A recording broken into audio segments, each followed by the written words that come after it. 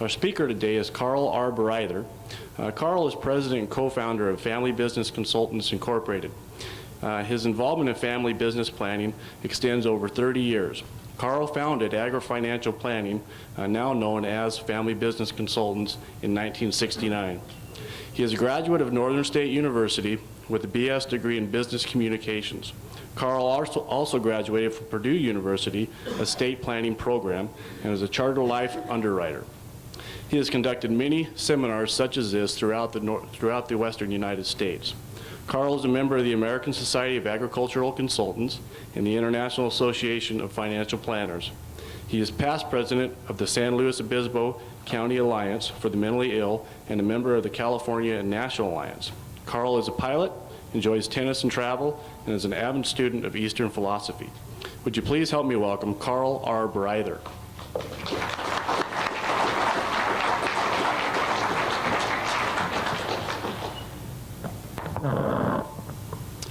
Good morning, ladies and gentlemen.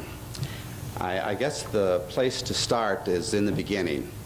And in the beginning, I came to Spokane yesterday, and where's John at? Is John here? And this young looking gentleman in the back there was kind enough to pick me up, and your group provided us with flowers in our room, and the hospitality of Washington and Spokane has really been quite unique. And I just want to first of all say thank you for making us feel so welcome. You know, when you're coming from California and people make you feel welcome, it really says something about their hospitality. When I was asked to speak at this convention, I was given an hour to talk about a subject that's very dear and near to my heart. And the Secretary of Agriculture, as I understand it, had some more pressing business than to be in Spokane. So they asked me if I would extend my speaking engagement to 2 hours.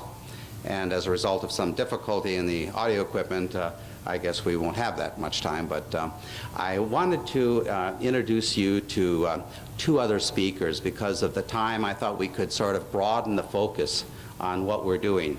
And you are going to be hearing a gentleman by the name of Don Green. I wonder if you would stand, Don.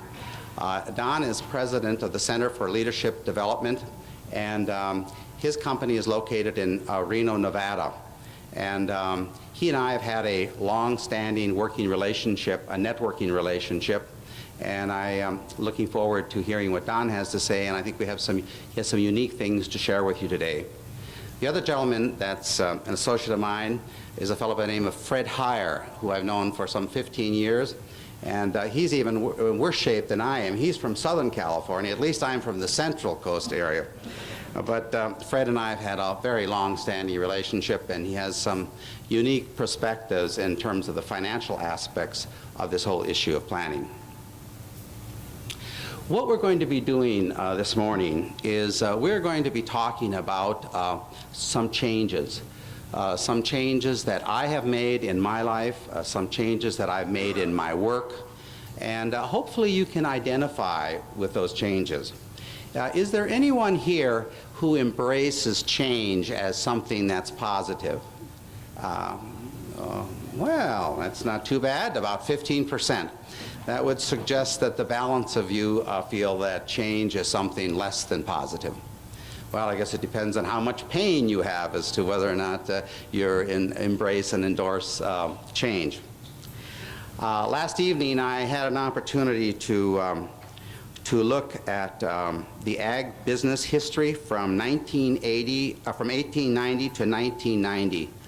And I looked at those pictures and I saw the dramatic changes you all have made in terms of the technical competence of running farms and ranches.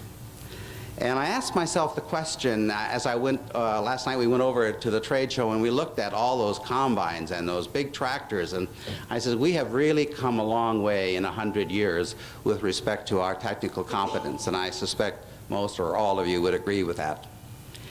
Then I asked myself the question, to what degree have we made or recognized the changes within our family relationships? And how has that impacted our farm and ranch family lifestyle? And it seemed to me, from my perspective, that we spent a lot more time and effort and energy talking about the technical changes and a whole lot less time talking about the people and relationship issues. And I have some ideas about that, and I say ideas, these are not facts, but these are based on 30 years of experience of talking to people like you and determining what works and what doesn't work. And one of the things that I've learned in my life after investing 15 years talking to people like you about the importance of business and financial changes.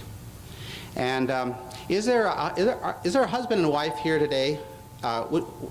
Show me, raise a hand. Yes. Would the two of you stand for just a moment? Just a moment. I won't embarrass you, I promise. But I'd ask you, do you have children? Okay. And what are the ages of your children? 27, 25, 14, 12, and I think. All right, all right. Now, you know, 15 years ago, I would have listened to what you wanted to achieve, and none of your children, if you were my age, none of your children, even though they were adult, would have been involved in that process. I just want you to know that. Because I wasn't interested in hearing what your children had to say. I was only interested in what you had to say. And so, thank you for standing. I just wanted to, and I'll be addressing this issue from time to time, but when I went back about 10 years ago and I asked people like you, what has happened to your plan? I mean, what happened to the written plan? What were the legal and the accounting and the financial ramifications? And I found out that many of those well-organized plans never really became a reality to the satisfaction of the family as a whole. Now, in order to understand this, you have to know, first of all, that I'm German. And I don't speak for all Germans, but we're sometimes pretty known to be pretty stubborn.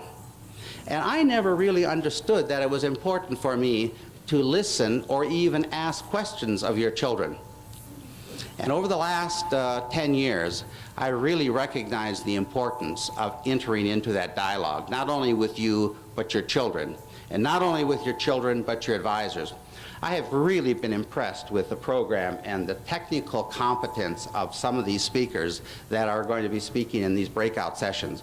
Are any of those accountants or attorneys or financial people present in this room? Anybody? Thank you. And what is your expertise?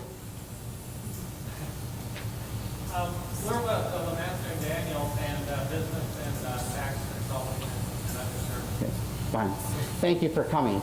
I'm really amazed at all of this talent that the Forum has been able to put together, and I'm hoping that you'll all really appreciate that, because it seems to me that in the future holds for us the necessity of a sense of cooperation.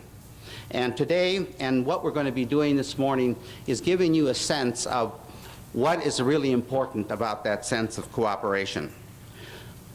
My particular role has to do with sharing my experiences with you in the recognition that as important as the technical, the financial, and the business considerations are, that without blending those considerations with family relationships, the enhancement of communication skills, and establishing meaningful dialogue, the results may not enhance understanding.